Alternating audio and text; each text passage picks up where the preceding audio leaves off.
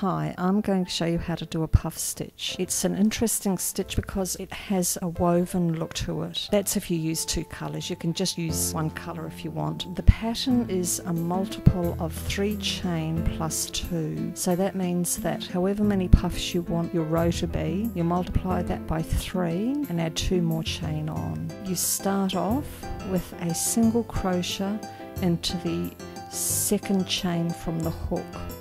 I work into the bottom loop of the chain rather than the top.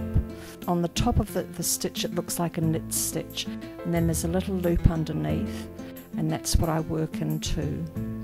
So you've got your first single crochet, and then into the base of the next chain you put your yarn over, insert the hook into the base of the chain stitch, draw a loop through, and you do that 5 more times. So you have 13 loops on your hook. You pull the loop through and do a chain. You miss one chain, do a single crochet into the next stitch, and then you yarn over, insert it into the bottom loop of the stitch, pull a loop through, do that 5 more times. So you have 13 loops on the hook. Then you yarn over and pull it through all 13 loops.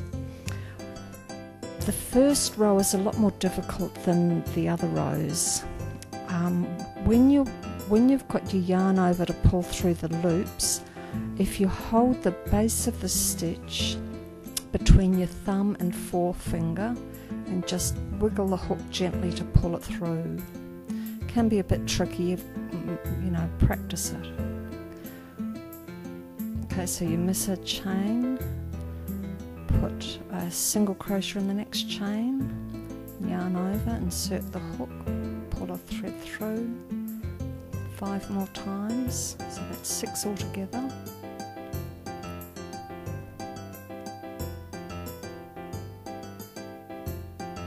And then when you've done the 6, yarn over, whoops, yarn over, holding the base of the stitch and just wriggling the hook gently to pull it through. When you come to the end of the row, you do a single crochet into the last chain, but before the last pull through of that single crochet you change your colour. Then you are going to do a single crochet into the chain at the top of the puff of the previous row. Now the next puff goes into the space beside the puff stitch and the single crochet. So you're not really inserting the hook into a stitch, but in the space between the 2 stitches. So you do the same yarn over and pulling through 6 times so that you've got 13 loops.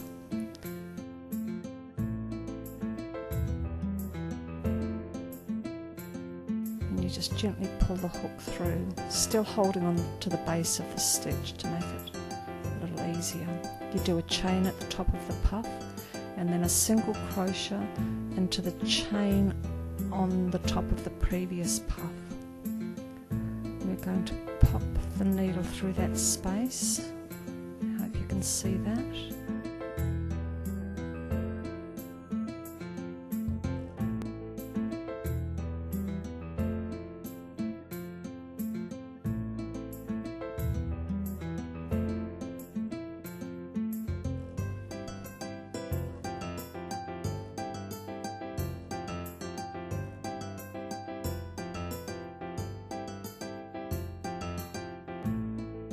Okay, and then when you come to the end of the row, you need to do a puff stitch after the last puff stitch of the previous row. So there's a space after that last puff and there's before the single crochet. So you put your puff stitch into that, you pull your thread through, do the chain at the top, and then you do a single crochet into the single crochet at the, well, it's from the beginning of the last row. So you're just doing a single crochet into that, but actually you change your colour in that last pull through. Ooh, look at all that wool and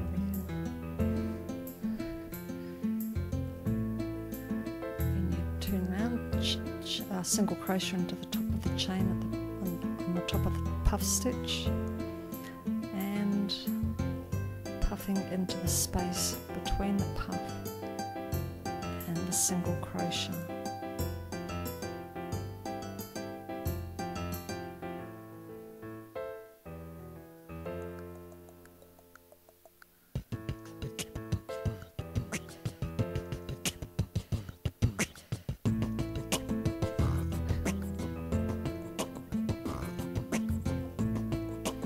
This is just to show you how the stitch direction changes.